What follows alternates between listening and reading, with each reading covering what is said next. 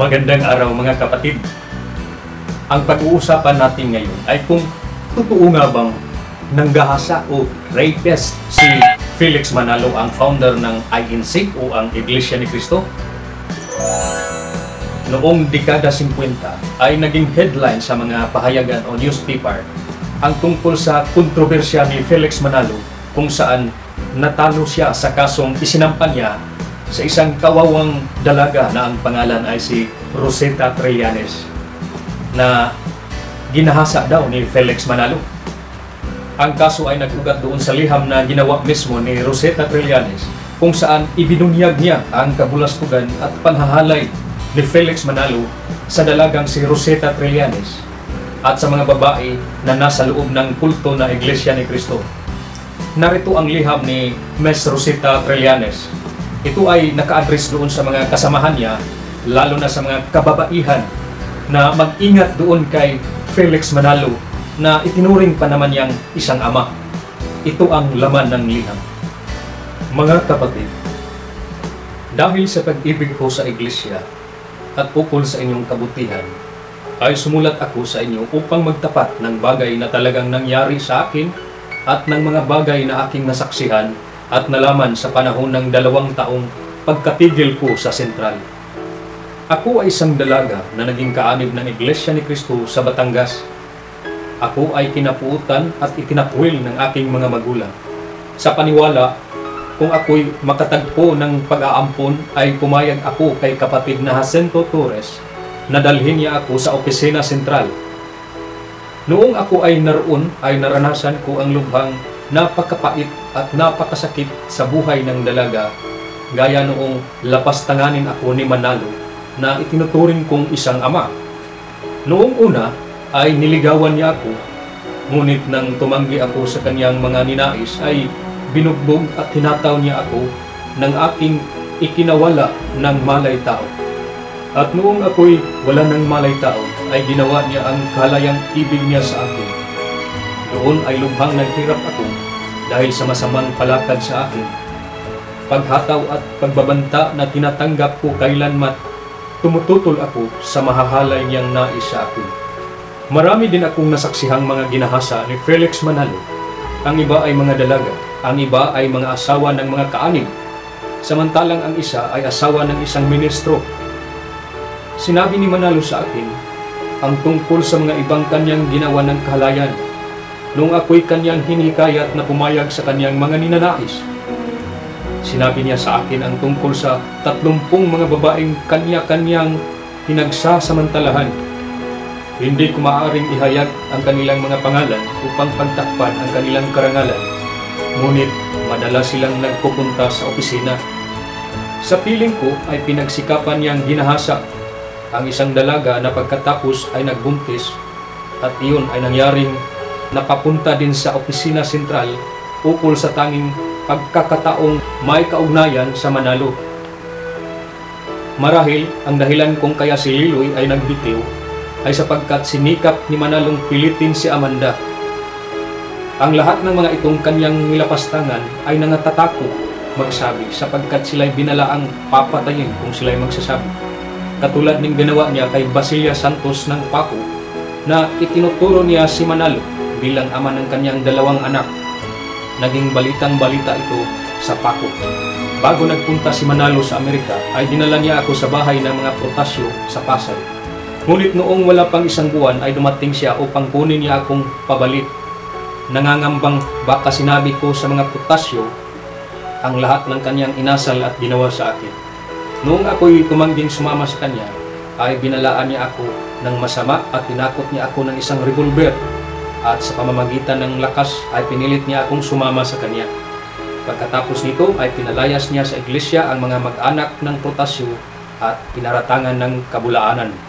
Kanyang ginugugol ang lahat niyang buwanang sahod na 1,300 ukol sa mga babae at sa mga mahahalay na mga gawain. Samantalang ang abang manggagawa ng iglesia ay tumatanggap lamang ng 5 pesos, 10 pesos, 15 pesos, 20 pesos isang buwan. Ang nangyayari sa lahat ninyong mga abuloy na inaalay sa Diyos ay nagpupunta sa Kanya at bagay na Kanyang ginugugol ukol sa lahat niyang mahahalay na gawa. Sinabi ko kay kapatid na Duro ang lahat ng bagay na ito noong si Manalo ay naroon pa sa Amerika. Sa ganitong paraan ay pababayaan ba ninyong pagmalabisan ni Manalo ang mga kaanib at tanggapin ang iglesia sa ngalan ng Diyos? Hindi ba ninyo iniibig ang iglesia? Ang inyong asawa at mga anak na babae ay nasa panganib sa kasawian sa mahahalay na pita ng taong iyan na ipinalalagay at kinikilala ninyong bilang tagapagturo ng mga salita ng Diyos. Ipinagtatapat ko sa inyo ang lahat ng mga bagay na ito. Ipinaubaya ko sa inyo ang kapasiyahan na magagawa ninyo kung tunay na iniibig ninyo ang iglesia at ang Diyos. Sa paghimok sa babaeng iniibig niya, maging siya ay isang dalaga o isang may asawa, ay binabanggit niya ang maraming asawa ni Solomon at inaangkin niyang ang taong sinugo ng Diyos ay dapat gawing maligaya at ang pagpayag na pagsang-ayon sa kanyang mga ninais ay isang kapuri-puring gawa sa mga mata ng Diyos. Matatanggap ba ng inyong mabuting diwa ang walang kaayusang ito? Nasa inyo ang kapasiyahan. Ang inyong kapatid na naging sawing palad dahil sa malabis na pagtitiwala. Rosetta. Ngayon, nabasa na ninyo ang masakit na dinanas ng dalagang si Rosetta Trillanes doon sa mga kamay ni Manalo. Ito din ang dahilan na nagsampa ng kasong libel si Felix Manalo laban kay Rosetta Trillanes. Pero nanalo si Rosetta Trillanes sa hatol ng Court of Appeals. Ayon sa desisyon ng Court of Appeals na nailathala sa Official Gazette, Case 8180, April 1942. Ang korte ay pumanig sa biktimang si Rosetta at natalo si Felix Manalo. Ibig sabihin, naniwala ang mga hukom sa sinabi ni Rosetta na walang libel o paninirang puri sa ginawa niya. Narito ang sabi sa desisyon na si Felix Manalo daw ay man of low morals o un hombre de baja moral sa Espanyol. At sinabi pa doon sa desisyon na Manalo took advantage of his position as head of the Iglesia ni Cristo and employed religion as a cloak to cover his immoral practices, that he pretended to be the Messiah sent by God, and that to persuade his victims, he cited the example of Solomon and his many wives. Oh my God! Dito ay diretsahang sinabi ng korte na immoral talaga si Manalo at ginamit niya ang relihiyon para mambiktima. Pero ang masaklap ay ginamit ni Felix Manalo na dipinsa sa kaniyang mga mahahalay na gawain, na nagawa daw niya yun dahil si Haring Solomon ay marami ding babae. Ayon kasi sa Biblia, si Haring Solomon ay may 300 na asawa at 700 na kinakasama. So mayroong 1,000 lahat ang babae ni Solomon. Ito ang gustong gayahin ni Felix Manalo at ginawa niya itong palusot sa kanyang kamanyakan. Pero ang tanong, nasiyahan ba ang Diyos doon sa ginawa ni Haring Solomon na kahit sino-sinong babae na lang ang ginamit niya? Hindi po. Uulitin ko, nagdesisyon na ang korte at hindi yun paninira ng puri dahil naniwala ang korte sa sinabi ni Rosetta Trillanes. Noon pa man ay notado na talaga itong si Felix Manalo na isang babaero o womanizer. Oh my Sa God! katunayan nga, kaya siya natiwalag doon sa pagkapastor niya sa isang grupo ng mga protestante na tinatawag na disipulo ay dahil din sa kanyang masamang asal, lalo na doon sa mga kababaihan. Ito ay pinatunayan ng dating teacher ni Manalo na si Leslie Wolf, ang founder ng grupong Philippine Mission Churches of Christ. Ito ang sinabi ni Leslie Wolf sa isang liham. Dear Bro Las Piñas, I have your letter of October 7th. You know I am sick. I am not able to give you all the information about Felix Manalo that you desire. He was a student in our mission and I was one of his teachers. We had him employed as an evangelist, paying him a salary.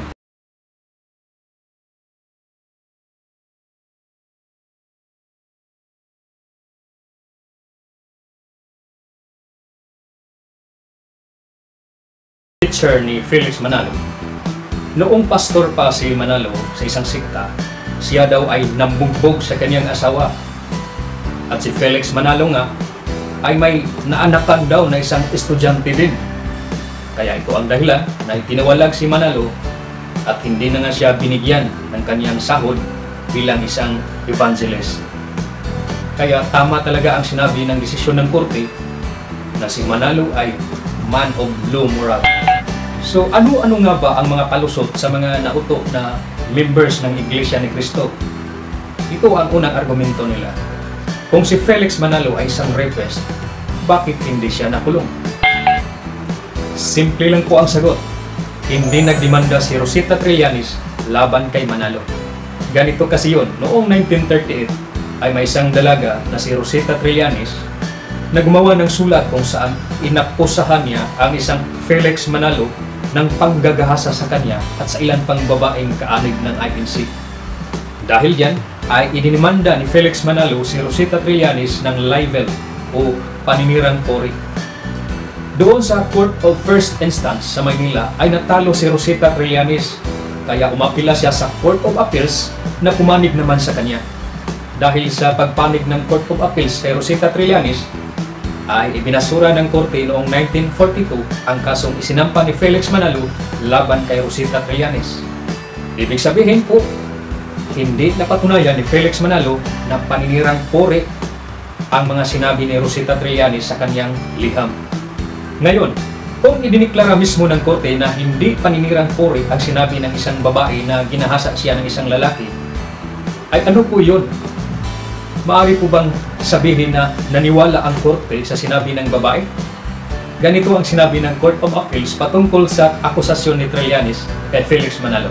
The prosecution admits that there is reason to believe that the offended party, Manalo, did commit immoral acts with some women, members of the Iglesia. Makikita po ninyo riyan ang sabi ng korte kung nagawa nga ni Felix Manalo ang sinasabing ginawa niya. At idinagdag pa po ng Court of Appeals ang sumusunod. And the solicitor concludes that he found out through proof presented that Manalo is a man of low moral and that he took advantage of his position in the Iglesia to attack and sully the virtue of some of his female followers. Diyan po ay sinasabi naman ng korte kung ano ang paniniwala nito sa uri ng pagkatao ni Felix Manalo. Ang mga sipit niyan ay halaw sa desisyon ng Court of Appeals na nagbabasura sa kasong libel na isinampa ni Felix Manalo laban kay Rosita Trillanes. At iniulat ito ng Official Gazette sa Volume 1, Number 1, July 1954, page 394. Ang desisyon ay isinulat ng mga justice na sina Hontiveros, Briones at Torres. Batay sa desisyon ng Court of Appeals na nagbasura sa demanda ni Felix Manalo laban kay Rosita Trillanes ay makikita natin kung sino ang pinaniwalaan ng korte. Si Rosita Trillanes ba na nagsabi ng ginahasa siya ni Felix Manalo? O si Felix Manalo na nagsabi sinisiraan lang siya ni Rosita Trillanes? At batay po sa desisyon ng Court of Appeals, sino po ang pinaniniwalaan ninyo? Si Rosita Trillanes o si Felix Manalo? Narito pa ang sunod na palusot ng mga miyembro ng INC.